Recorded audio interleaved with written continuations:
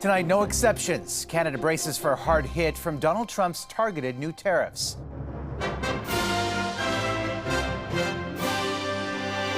The president's punishing price on steel and aluminum. If we make it in the United States, we don't need it to be made in Canada. We'll have the jobs. And the serious test of metal in the city known as Steeltown, Canada's biggest producer. People are worried about their jobs. They're worried about their families. Also, who police say was behind this attempted attack against a Winnipeg priest caught on camera. This type of incident in a church, quite alarming. Plus, romance refund. Why an Ontario woman wants $50,000 back from a psychic. I was so trapped in it mentally that because I was so scared. And selling Canadian pride. The importance of being from Canada has been activated. How marketing the Maple Leaf became a driving force in Super Bowl ads. Oh, the good old football game, it's the second best game you can name.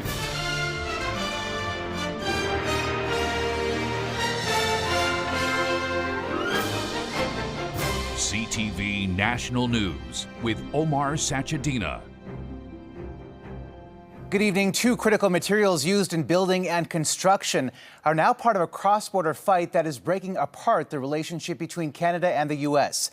The president this evening officially reviving a battle he initiated in his first term and slapping even stiffer tariffs on foreign imports of steel and aluminum. But as CTV's Adrian Gobriel reports, the move could be devastating for both Canadians and Americans.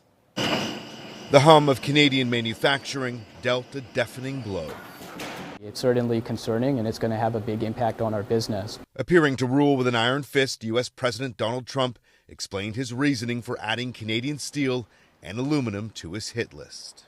If we make it in the United States, we don't need it to be made in Canada. We'll have the jobs. That's why Canada should be our 51st state.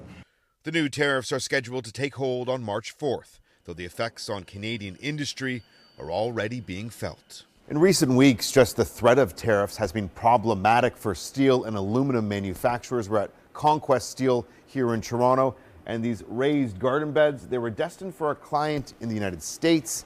The order has since been canceled. That's certainly a big challenge we have to overcome. We're trying to work on creative solutions. Canada is the United States' largest supplier of steel and aluminum.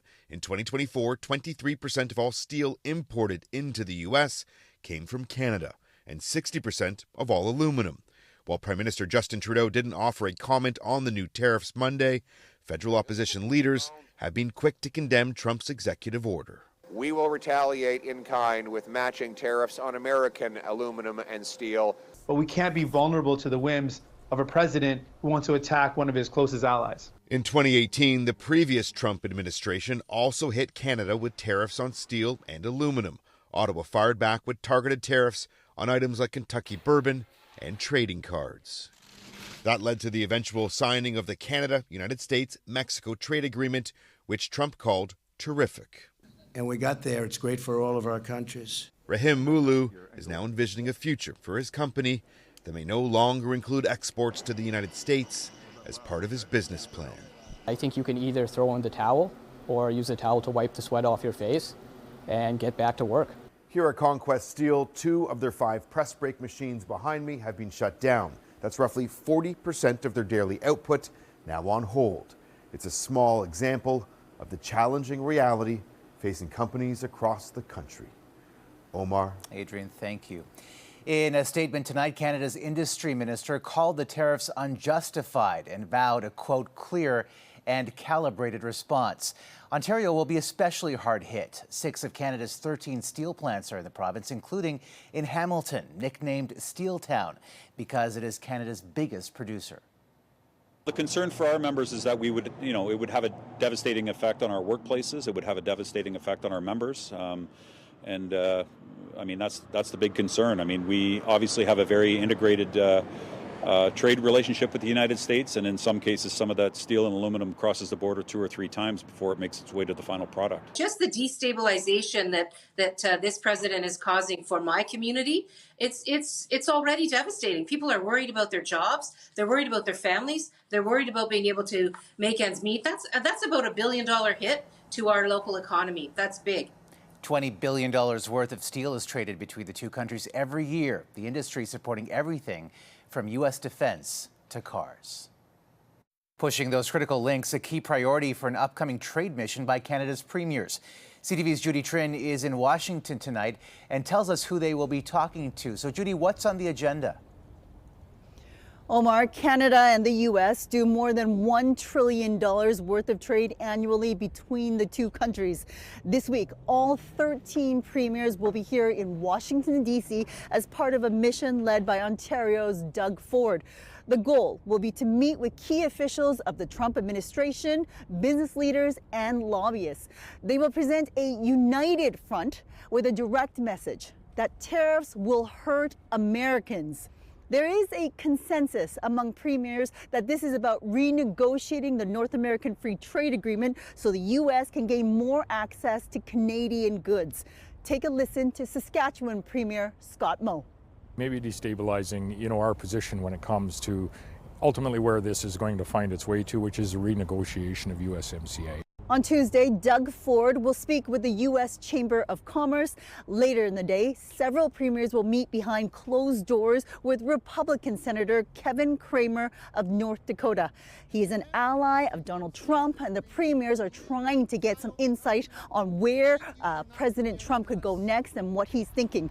Cramer sits on two key committees, the Armed Forces Committee and the Banking Committee. You'll recall that Trump has said that NATO allies should be spending 5% of their total GDP on the military. Canada is currently at 1.37%, but there is a desire to get to 2% in 2 years. That's still far short of what Donald Trump is demanding. Omar. All right, Judy Trin in Washington tonight. Across the Atlantic, the Prime Minister was in the French capital to shore up support from European allies and take part in a global summit on artificial intelligence. CTV's Rachel Aiello is in Paris tonight. As anxiety is high back home, Justin Trudeau is in the middle of a charm offensive abroad. Trying to pitch Canadian companies to a global market, today Trudeau spoke at an artificial intelligence summit attended by industry and government representatives from nearly 100 countries. We have renowned academic institutions, innovative businesses, prolific tech incubators, and the best educated workforce of all OECD countries. While he got a warm reception in the room, the federal government is under pressure to shore up European Union support. Canada and the EU have a trade agreement, but not all member states have ratified it, and only around 57% of Canadian companies are leveraging the pact. Nowadays, there is more pressure to make sure that this sort of channel, between Canada and EU, economic channel, can be improved. Beyond the need to expand export markets in Europe, Trump ramping up his 51st state rhetoric and talking about taking over Greenland has officials on both sides of the Atlantic uneasy. In order to respect international law, you don't threaten your neighbors by invasion. Trudeau concluded his official itinerary for the day at a high-powered dinner, where his office says he spoke with several European leaders. In the face of Trump making the U.S. an increasingly unreliable ally, the experts and officials I've been speaking with say Canada and the EU should strengthen their ties, as both are in need of trusted partners right now. Rachel Aiello, CTV News, Paris. A high-stakes unsolicited bid of $97.4 billion was submitted by a group of investors led by Elon Musk, looking for complete control of OpenAI, the maker of ChatGPT. The massive offer was first reported in the Wall Street Journal. Musk co-founded OpenAI with current CEO Sam Altman. Musk departed the firm after a feud over the future of the startup. Altman responded on Musk's social media platform X, writing, "No thank you," and counter-offering to buy Twitter for 10 times less. Musk could also face competition from a Canadian player in the space business. CTV's John Vanavelli-Rao explains. This is a new facility, yes. The boss of MDA Space met with us at their new headquarters in Brampton, where this major player in the space business was excited to announce a big investment from an American company, despite the threat of tariffs. We are in definite growth mode. We seem to be firing on all cylinders these days. To us, innovation is not just a concept. For more than 50 years, MDA has been behind iconic innovations like the Canadarm And today announcing it'll build more than 50 satellites for U.S.-based Globalstar, a deal worth $1.1 billion. Our pipeline is full of customers around the world, and as you can see from our announcement today, we're able to continue to proceed in a very positive manner with our U.S. partners and customers. Of course, tariffs could have an impact on the country's aerospace industry, but so far Mike Greenlee says the threats have had no negative effects on his company, which employs almost 3,000 Canadians. The satellites they'll build are called Aurora, refrigerator-sized and parked in a low orbit. They'll be able to provide service directly to smartphones. And backed by Apple, the satellites could take some market share from Elon Musk's Starlink. Over time, as these networks get more and more capable, you could expect to see greater services offered directly to smartphones, potentially going from emergency text to general texting someday. Last year, MDA announced a major deal with Canadian-based Telesat to build similar satellites that will be put together at a brand new facility in Montreal that'll include robotic assembly. And while they're keeping an eye on the tariff threat, they remain optimistic. And by this time next year, this Canadian company hopes to be able to build 2 satellites a day. John Venevalley-Rouse, CTV News, Toronto. Donald Trump revealed a new detail in his plan to take over Gaza. He now says Palestinians would not be allowed to return. He made the comments in a Fox News interview. Think of it as a real estate development for the future. It would be a beautiful piece of land. Would the Palestinians have the right to return? No, they wouldn't, because they're going to have much better housing. Trump threatened to withhold aid to Jordan and Egypt if they don't take in millions of Palestinians. But both countries have rejected that idea. And Hamas has said it will not turn over control of Gaza. If all of the hostages aren't returned by Saturday at 12 o'clock, I think it's an appropriate time. I would say cancel it and all bets are off, and let hell break out. And Donald Trump issued that ultimatum after Hamas said the next hostage release, scheduled for Saturday, was being postponed. It blamed Israel for violating terms of the deal by not allowing aid to enter the enclave, delaying the return of displaced people to northern Gaza, and continuing shelling and gunfire. Israel calls Hamas's announcement a complete violation of the ceasefire. A devastating tragedy in Guatemala where a bus crash has left at least 51 people dead. Witnesses say it collided with other vehicles on a bridge and plunged into a river. Firefighters are desperately trying to contain wildfires in southern Chile. At least one person has died, and the government has extended curfews and evacuation alerts for people in the region. Coming up. Police, stop! You're under arrest. The off-duty police officer parishioner who jumped into action in a Winnipeg church. Plus, Alberta's premier breaks her silence on corruption allegations.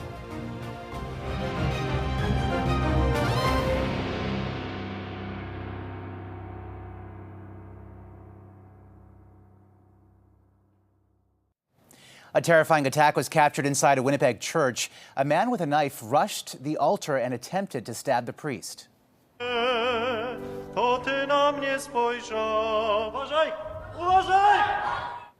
50-year-old man drove the knife into the altar. An off-duty RCMP officer attending the service jumped into action to arrest the suspect and contained him with the help of other parishioners until police arrived. The priest was not harmed. He's definitely shaken up. Yeah, very shaken up. I think anybody in this circumstance, a near brush with death would really put anybody uneasy. Police believe the attack was random. Alberta's premier is facing calls to resign as a political scandal brews involving the province's health authority. CTV's Kathy Lee with Danielle Smith's response to allegations of corruption. Speaking out after several days of silence, Premier Danielle Smith addressed allegations of political interference involving Alberta Health Services, the province's health authority. She hasn't made herself available to answer questions, instead defending herself in a statement saying insinuation to the contrary is false, baseless, and defamatory. Where's the premier? Where's the health minister? Show us you're taking this seriously, Because if you don't show us that, it makes it look like you're covering something up. In a letter obtained and first reported on by the Globe and Mail last week, former CEO of AHS, Athena Mentzelopoulos, claims she was fired for launching an investigation into the province's private medical and surgical contracts. The letter also alleges the Premier's former Chief of Staff, Marshall Smith, pressured Mentzelopoulos into signing multi-million-dollar contracts to benefit private outfits, including MH Care Medical and the Alberta Surgical Group. These allegations are serious, they're shocking, they're the worst I've ever seen, and they deserve a full public inquiry. RCMP confirms it continues to investigate the matter, as is the province's Auditor General. The findings are very severe. Heads must roll, so this is where the Premier will have to come in. But of course, everything depends on the outcome of the review. MH Care Medical and the Alberta Surgical Group tells CTV News the claims against them are false. The Alberta NDP leader has called for the Premier, the Health Minister, and anyone else named in the allegations to step aside during the investigation. Smith has asked for an expedited review. Kathy Lee, CTV News, Calgary. Still ahead. And she said, well, I can bring this man closer to you. And I was like, okay, for $550. An unusual search for love that ended in financial heartbreak.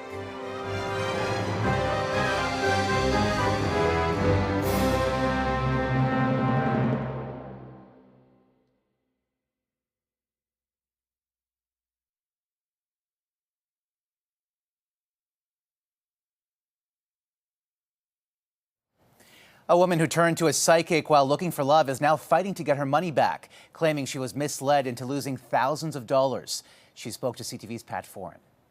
Do not start anything, because once you start it, it's a trap. Joanne Whalen of Whitby went through a marriage separation, and in the fall of 2023, she went to a psychic, something she's done many times before. I kind of find it fun entertainment, really. Yeah, I've been doing it for like 30 years probably. Whalen told the psychic she was interested in a new romance. When she did the reading, she found there was a man. I said, yes, there's a man I like at the gym.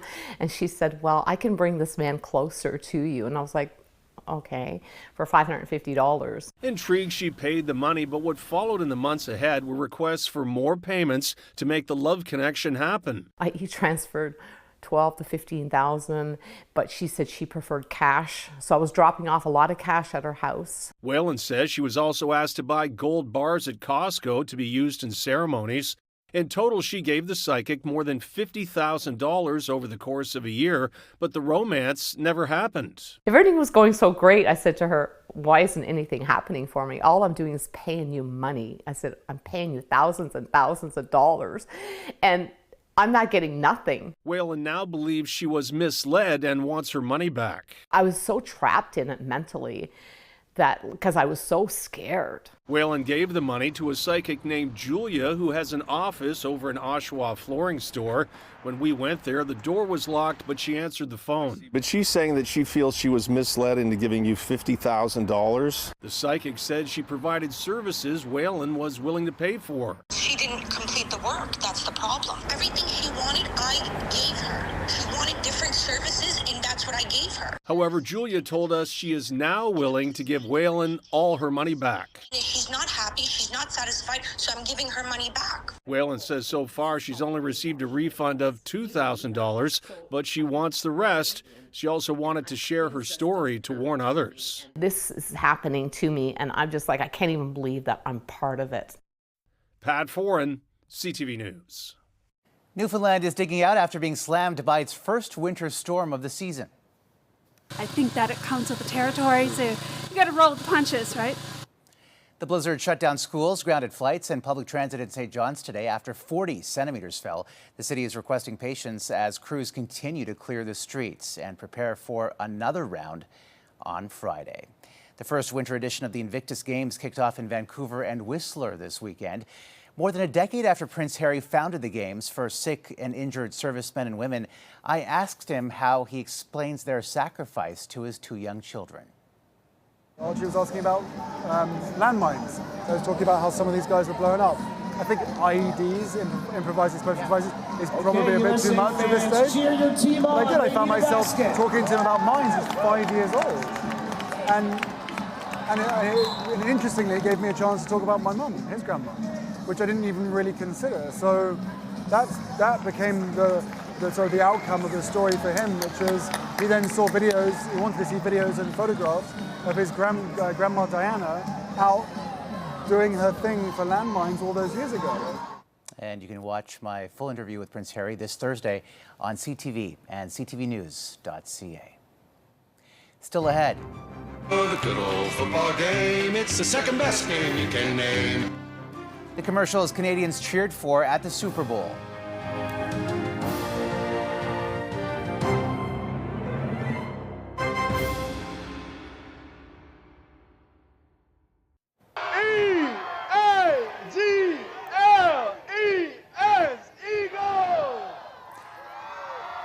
Super Bowl MVP Jalen Hurts honored a long-standing tradition today of going to Disney World. The Philadelphia Eagles are planning a victory parade at home on Friday. And you may have noticed the blitz of patriotic ads during the Super Bowl. CTV's Scott Lightfoot takes a look at the companies trying to cash in on the trade war talk. A whole lot of Canadian pride goes into what we do at Kraft. It's not so much the product that's being marketed these days, but more where it's from. Prepared here in our factory in Montreal, Quebec. With a looming tariff war on the horizon, companies are pushing their patriotism to consumers. This is an opportunity for Canadian manufacturers and Canadian producers to pick up incremental sales. From television to train stations. At Union Station, commuters are greeted with signage proudly proclaiming that dairy producer Lactalis' products are free of American cheese. The company says the campaign was originally planned pre-tariff talk. And we found that 85% of Canadians actually wanted to make it easier to find Canadian-made product. Hey. I'm not a lumberjack or a fur trader. But perhaps not since Molson's I Am Canadian ad from 25 years ago has there been such a rush of Canadian pride from advertisers. So while it might not get every customer of a certain brand to change, it'll get a significant number of those customers to change. Most commercials don't mention the tariff threat or the man making said threats, but this commercial for a Quebec restoration company shows an American couple having to enlist a Canadian service under the watchful eye of their president.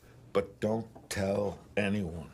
Bonjour. Oh, the good old football game, it's the second best game you can name. And while the ads may help to sway consumers who are in a buy Canadian mood, it may not always be easy to tell just exactly what being proudly Canadian means. There's the issue of produced in Canada versus made in Canada. So that's one aspect. The other is who are the actual owners of the company that is selling these products. And many of our companies are owned by American international companies. Scott Lightfoot, CTV News, Toronto. And that's a snapshot of this Monday for all of us at CTV National News. Thank you for watching. Good night and see you tomorrow.